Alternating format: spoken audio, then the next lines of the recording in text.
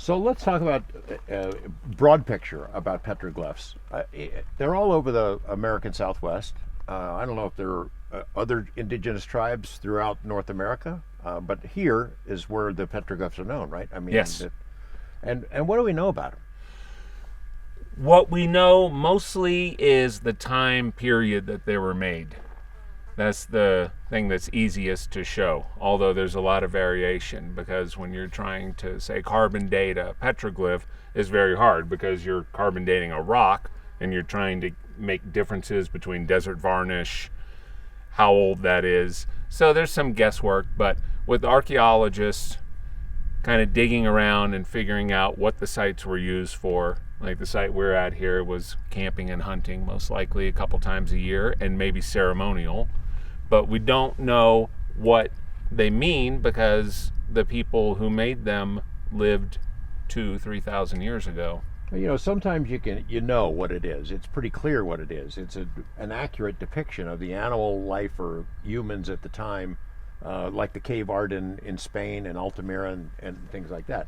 But a lot of this stuff is subject to interpretation. Oh, very much. When we were looking at those bighorn sheep, it's just no question. Those are bighorn sheep, a female adult and a juvenile behind her.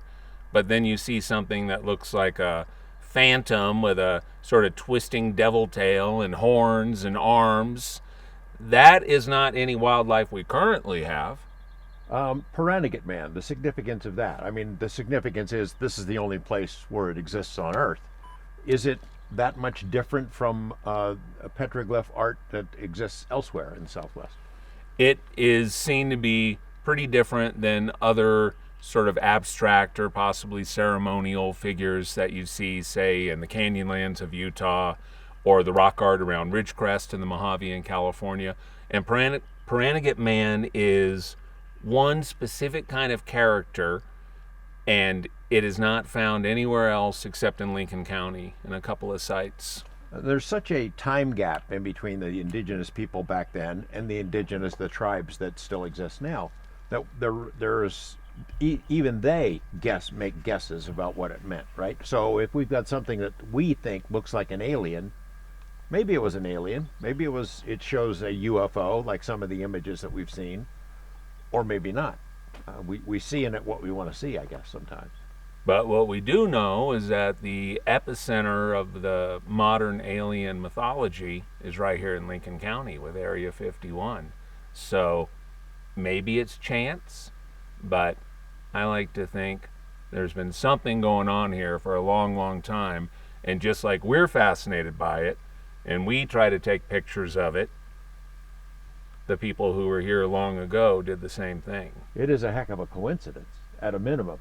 It's a coincidence. There's only one Area 51, and there's only one place on Earth where you can see Paranagate man. And they're both the same place. They're right here in Lincoln County. You have sought out, found, photographed, written about rock art, petroglyphs all over the Southwest. I have.